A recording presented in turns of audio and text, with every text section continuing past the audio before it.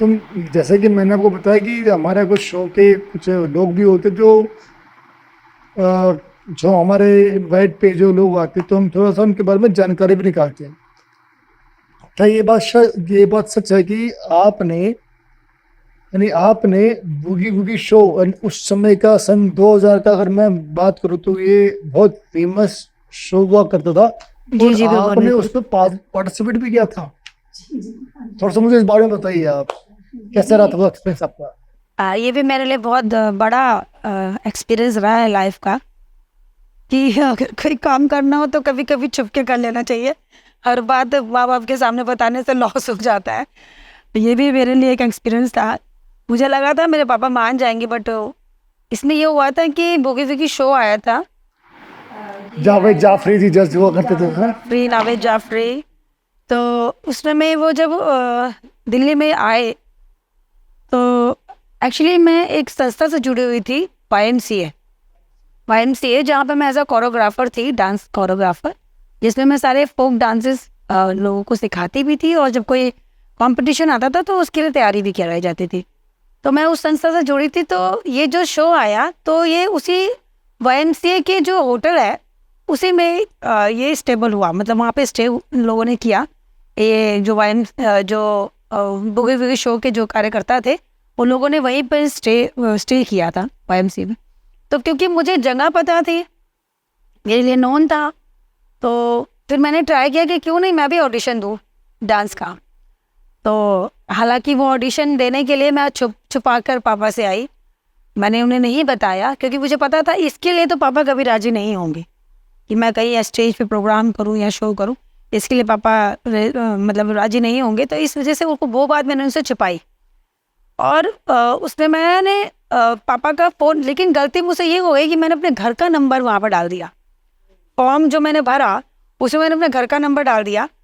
और खैर मेरा अच्छे से मैं वहाँ गई, मैंने फोक डांस किया क्योंकि सब लोग फिल्मी डांस कर रहे थे, बट मैंने कोई डिफरेंट लिया था फोक डांस का पैटर्न, क्योंकि उस समय भाई लोग फोकस बॉलीवुड पे ज़्यादा करते थे।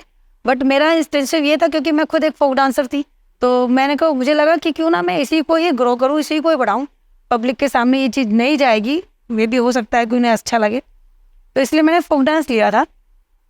जब प्रोग्राम हुआ तो जावेद सर ने मेरे लिए इतने अच्छे अच्छे कॉम्प्लीमेंट्स दिए कि मुझे लगा था कि मैं डन है, मैं हो गई हूँ, मैं आगे के लिए डन, सिलेक्ट आप हो गए? मैं बॉम्बे जाऊंगी, ये मुझे पक्का था। और हुआ भी यही था। उन्होंने कहा 10 दिन बाद आपको फ़ोन आएगा और ऐसा ऐसा आपके साथ आप लोग मतलब तैयार रहिएगा, आप रेडी रहिएगा। लेकिन मैं इंतज़ार करती रही। 10 दिन बीत गया, मुझे कोई इन्फॉर्मेशन नहीं मिली। फिर मुझे याद आया कि मैंने तो फ़ोन नंबर पापा का दिया था, अगर फ़ोन आएगा तो वो पापा के पास आएगा। और 10 दिन बीत चुके थे, आया मुझे माइंड, लेकिन देर से आया।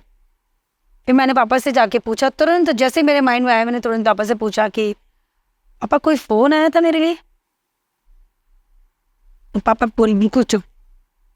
फिर मैंने पूछा पापा फ़ोन आया था कोई? हाँ आया था, क्या करना है? मैंने पापा आपने मुझे बताया नहीं। क्यों बताऊँ, तुम्हें जाना डांस करना है, सबके सामने तुम वहाँ स्टेज पे डांस करोगी, दिमाग खराब हो गया है, इसीलिए नहीं बताया। उस समय काफी ज्यादा मेंटेलिटी काफी। मतलब मेरा दिल इतना टूटा उस समय, और मैं यही सोच रही थी कि क्यों मैंने अपने घर का नंबर दिया।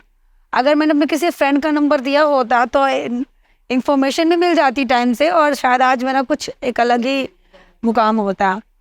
लेकिन बात तो जा चुकी थी हाथ से, कुछ नहीं कर सकते थे। रोए थोड़ा सा, फिर अपने आप को उठाया, ठीक है कुछ चीज़ें होती हैं जिसमें हमें सफलता मिलती है, कुछ चीज़ें होती हैं जो नहीं मिलती। और ये भी एक सकते हैं कि लाइफ में हर किसी को सब चीज़ नहीं मिलती। कहते हैं ना, मुकम्मल जहाँ नहीं मिलता, कभी जमी तो कहीं आसमान नहीं मिलता। तो यही एक मोटिवेशनल थॉट को लेकर मैंने अपने आप को संभाला। मैंने कोई बात नहीं, ईश्वर ने हो सकता है मेरे लिए और अच्छा मुकाम सोचा हो, या कुछ और अच्छा मेरे लिए सोचा हो। थोड़ा सा दुख के साथ उस बात को भूलने की कोशिश की, और फिर भी चल रहा था, ठीक था। मैंने अपने क्लासेस पे ध्यान दिया, अपने ऊपर ध्यान दिया, अपने डांस पे ध्यान दिया। इस तरीके से मेरी ये लाइफ आगे struggle बढ़ी। आगे बढ़ा, क्योंकि हर जगह हमें अच्छा ही नहीं मिलेगा, कभी कभी हमें बुरा भी फेस करना पड़ेगा। तो जिंदगी हमें सब कुछ सिखाती है। लेकिन हाँ, ये था कि जावेद सर का सिग्नेचर, जावेद सर के साथ फोटो, वो और बात जावेद सर वो एक अलग ही चीज थी। वो एक अलग ही लेवल था वो एक अलग ही लेवल था। क्योंकि उसके बाद मैंने फ़ोन भी किया था उनको, पूछा था, तो उन्होंने ये बोला कि मैम टाइम निकल गया, आप अगर एक दिन पहले भी फ़ोन करती तो हम कुछ कर सकते हैं। और चलो कोई बात नहीं, तुम क्या कर सकते, लाइफ की जर्नी है और ऐसे आगे बढ़ते रहते हैं। चलो ये तो आपने बता दिया कि आप कहाँ से कहाँ तक कैसे कैसे पहुंचे, आपने शौक ने कैसी मेहनत करी और मेहनत करके आप कहाँ तक पहुंचे। तो खैर, पास्ट तो पास्ट है। नहीं, लर्निंग है, एवरीथिंग इज, मतलब हमारा लाइफ में जो भी हमारे साथ होता है वो हमें एक शिक्षा के थ्रू ग्रहण कर लेना चाहिए कि ये हमें एक शिक्षा मिली है जो जीवन ने हमें दी है। क्योंकि हमें हर कोई इंसान ही नहीं देता है, कभी कभी जीवन भी सिखाता है। कभी कभी क्या होता है, ये एक तरह की हमारे ये भी लर्निंग होगी कि हमें, चलो भाई हम तो चलो जैसे मर्जी रह लिए, पर हमारे जो बच्चे हैं, जो हमारा फ्यूचर आने वाले टाइम में, वो हम ऐसा बच्चों के साथ ना होने पाए, कभी समय एक जैसा नहीं होता। चलिए, तो हम आगे बढ़ते हैं। तो यता जी, ये तो आपने बता दिया कि मैं ऐसे ऐसे शो रहा, ऐसे ऐसे मैंने पार्टिसिपेट किया। तो इतना मैं आपका स्ट्रगल देख रहा हूँ, तो आपकी आफ्टर मैरिज यानी शादी का जो समय था आपका, तो मुझे लगता है उसमें भी काफी स्ट्रगल रहा होगा। जी, और कोई ना कोई बात तो रही होगी, क्योंकि आपके जो जीवन का मैं भी देख रहा हूँ, जो आप बता रहे हो, तो इतना स्ट्रगल आप बता रहे हो कि ऐसे यहाँ रहा, ऐसे वहाँ रहा, फिर वैसे वहाँ रहा। तो ऐसा मुझे बताइए, शादी के बाद का जो आपका जीवन है, और शादी के बीच में भी मुझे लगता है कुछ ना कुछ ऐसा कुछ हुआ होगा जो आप हमसे ज़रूर शेयर करना चाहेंगे। तो प्लीज़ आप बताइए। जी, बिल्कुल शेयर करना चाहूँगी। सबसे पहले तो मैं यही बताना चाहूँगी कि एक बहुत अच्छी बात थी मेरे साथ कि जितना मेरे भाई, मतलब जितनी मेरी बहनें थी बड़ी, मेरे पापा ने शादी के लिए कभी उनसे राय नहीं ली कि यार you are interested for the marriage, क्या आप शादी करने के लिए तैयार हो या करोगे, इच्छुक हो। बट ये अपॉर्चुनिटी मेरे साथ थी। पापा को लगता था कि ये बच्चा मेरा पढ़ रहा है, तो विदाउट इसके परमिशन के मैं इसकी शादी नहीं करूँ। जब मैं बोलूँगी यस कि मुझे शादी करनी है, तभी इसके लिए रिश्ता देखूंगा, अदरवाइज नहीं। और पापा ने जब जब मुझसे पूछा, मैंने मना कर दिया, और वो मान गए, ठीक है कोई बात नहीं, जब तेरी इच्छा होगी मुझे बता देना। तो उसमें भी एक सिचुएशन ऐसी आई कि जैसे होता है ना कि हम जो पाना चाहते हैं उसके लिए हम अपना कदम आगे बढ़ा रहे हैं, लेकिन वो चीज़ हमें मिल नहीं रही है, और उसके साथ साथ कुछ नेगेटिविटी भी दिख रही है उस फील्ड के थ्रू। जैसे लोग मीडिया, उस समय मीडिया का चलन बहुत था, इतने अच्छे अच्छे शोज़ आते थे, टीवी शोज़ आते थे जिसमें लोगों को बुलाया जाता था, जिसमें लोग आर्टिस्ट एज आर्टिस्ट काम करना पसंद करते थे। तो मेरा रुझान भी उस तरफ बहुत था, क्योंकि एक अच्छी डांसर मैं थी और एक्टर भी बहुत अच्छी थी, एक्टिंग भी मुझे अच्छी से आती थी। तो मुझे लगा कि चलो इसमें भी अपना भाग्य आजमाना चाहिए। तो धीरे धीरे करते करते एक ऐसी अपॉर्चुनिटी मेरे हाथ आई जिसमें मुझे एज अ हीरोइन की सहयोगी का रोल करना था, मतलब उसके फ्रेंड का, जो उस पिक्चर में हीरोइन थी उसके साथ उसकी फ्रेंड का रोल करता। मेन ही रोल था, साथ में रोल था, फ्रेंड के साथ का रोल था। तो उसका ऑडिशन था। तो मैं अपनी छोटी सिस्टर को लेके, हालांकि क्योंकि मैं अकेले कभी जाती नहीं थी, और मैं जितने भी रोज़ घर के थे उनको मैं फॉलो करती थी कि बाई चांस अगर मैं कहीं गई हूँ और अगर कुछ ऐसा इंसिडेंट, कुछ हादसा हो जाए, तो पता हो लोगों को कि मैं कहाँ हूँ, ताकि वो मेरे तक पहुँचने में उनको आसानी रहे।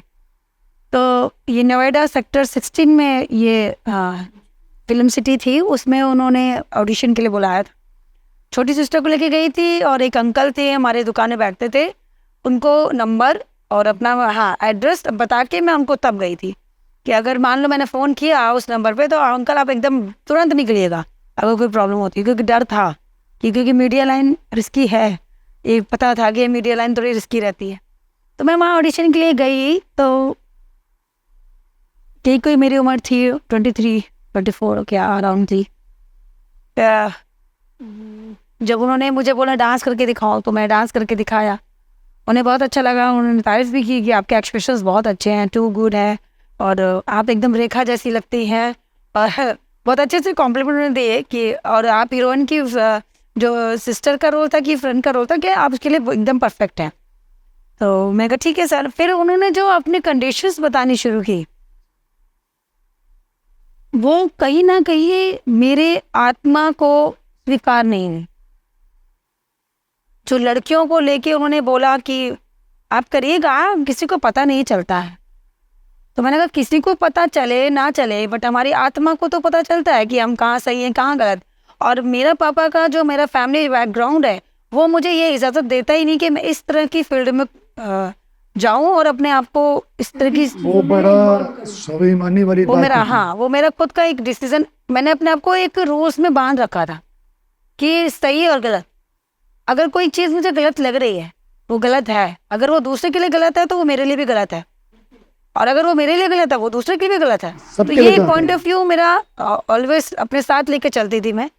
तो जब उन्होंने इस तरह की बात मुझसे कही कि अरे आप करिए, किसी को पता नहीं चलेगा, हम कौन सा सबको बताएंगे, या आपकी और डायरेक्टर के बीच की बात रही है, तो मुझे समझ में आया कि नहीं, ये गलत है।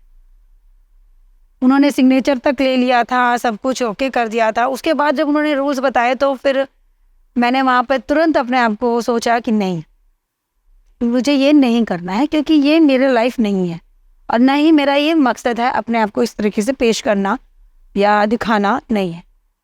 फिर मैं वहाँ से वापस चली आई, तो मुझे ढूंढा जा रहा था उस दिन इत्तेफाक से, क्योंकि कुछ लड़के वाले शायद देखने आने वाले थे घर पे, अच्छा, और मुझे ढूंढा जा रहा था कि कहाँ है। और मैं बहुत सही टाइम पे घर आई और कहा गया, तो पापा ने मुझसे पूछा, तो मैंने उस समय हाँ कर दी।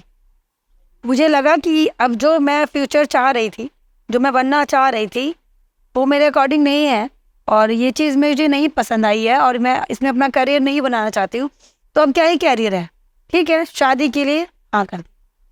तो हालांकि वो वाली जगह शादी मेरी नहीं हुई, शादी मेरी कहीं और हुई, लेकिन वो मेरा डिसीज़न, उस समय मैंने ये डिसीज़न लिया कि अब मुझे मैरिज कर लेनी चाहिए, क्योंकि मेरी इच्छा जहाँ जाने की थी वो मुझे नज़र सही नहीं आ रहा था, वो लेवल मुझे सही नज़र नहीं आ रहा था। तो वो जगह क्यों जाना जहाँ हमें धुंधला दिख। बिल्कुल बिल्कुल। तो फिर जहाँ आपकी शादी हुई, तो फिर वहाँ का क्या एक्सपीरियंस रहा आपका?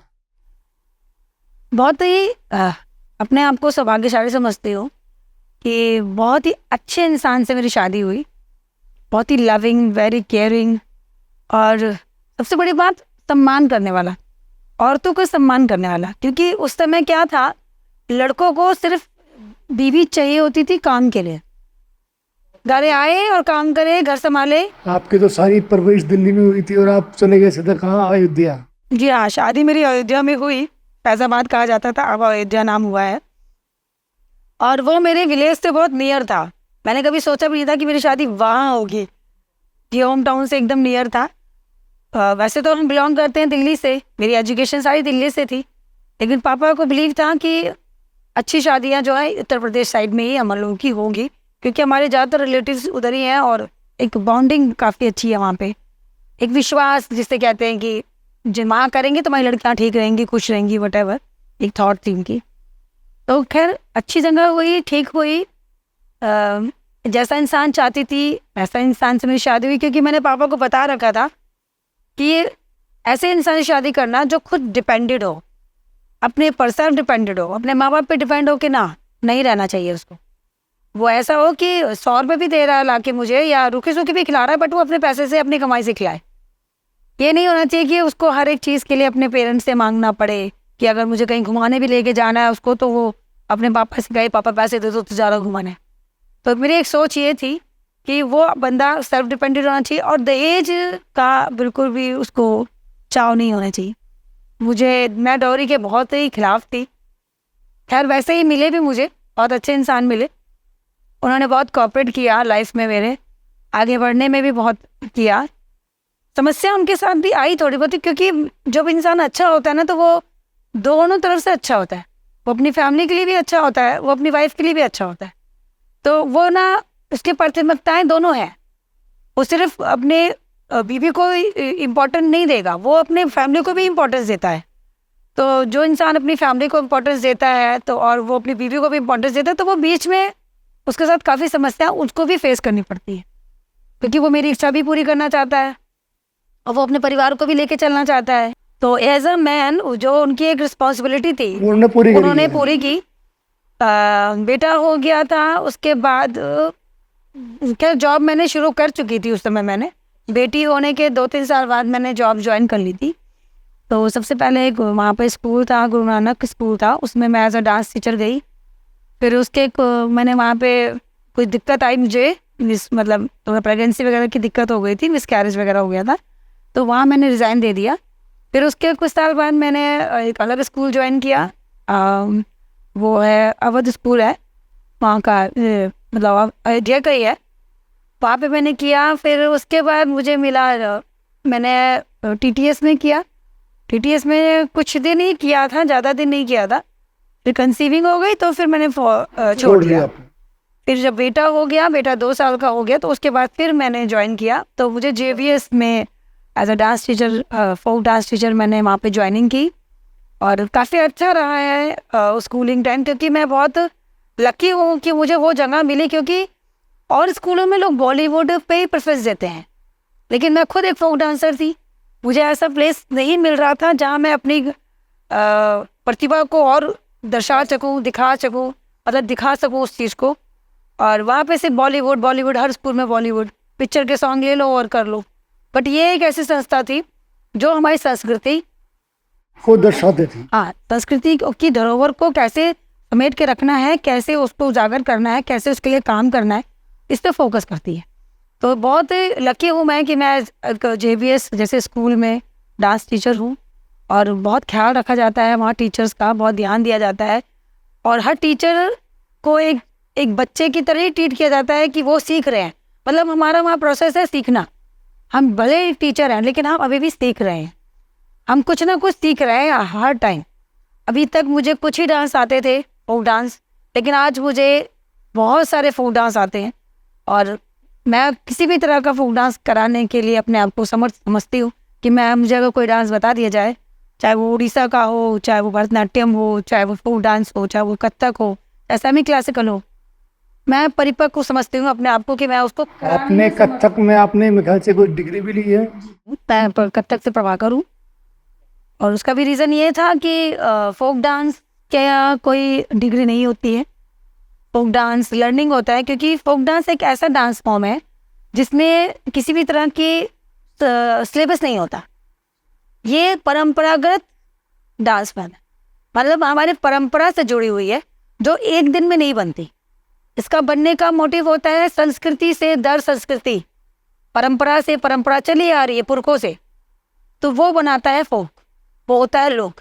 फोक डांस का मतलब लोक नृत्य है। लोक नृत्य मतलब जो लोगों के द्वारा किया जाता है, उसमें हर तरह का डांस आता है जो हमारे परंपरा से रिलेटेड होता है, हमारे धर्म से रिलेटेड होता है। जैसे हमारे उत्तर प्रदेश में कजरी है, लोग नहीं जानते कजरी डांस फॉर्म क्या है, कब किया जाता है, क्यों किया जाता है। चेता होता है उत्तर प्रदेश में। तो इस तरीके से मेरा लाइफ चलता रहा और उस बीच में मैंने स्टडीज़ भी कंटिन्यू की, ग्रेजुएशन भी किया, और ग्रेजुएशन कह रही एमए किया, एमए हिंदी से एमए किया, प्रभाकर भी मैंने उसी पीरियड में किया। तो सब उनके सहयोग से ही हो पाया। उनके अगर वो सहयोग मान्य हस्बैंड ही कहिए, वो बहुत ही मेरे लिए वो मेरे लिए हर तरह से खड़े रहे। पारिवारिक समस्याओं में भी वो मेरे साथ खड़े रहे और जब भी कोई भी इशू घर में आया मेरे करियर को लेके या मुझे सीखने को लेके, उसमें भी उन्होंने पूरा सहयोग मुझे दिया। तो मैं ये कहूँगी कि अगर कहते हैं ना कि एक नारी के पीछे एक सक्सेसफुल हस्बैंड अगर कोई आदमी है तो उसके पीछे नारी का हाथ होता है, तो उसी प्रकार एक सक्सेसफुल वुमन के पीछे भी एक आदमी का या हस्बैंड का हाथ होता ही है। तो जैसा कि हमारे साथ जो जुड़ी थी मिसेस लता सोंग जी, उन्होंने अपने जीवन के बारे में, अपने संघर्ष के बारे में हमारे चैनल के माध्यम से आपको हर बात बताई।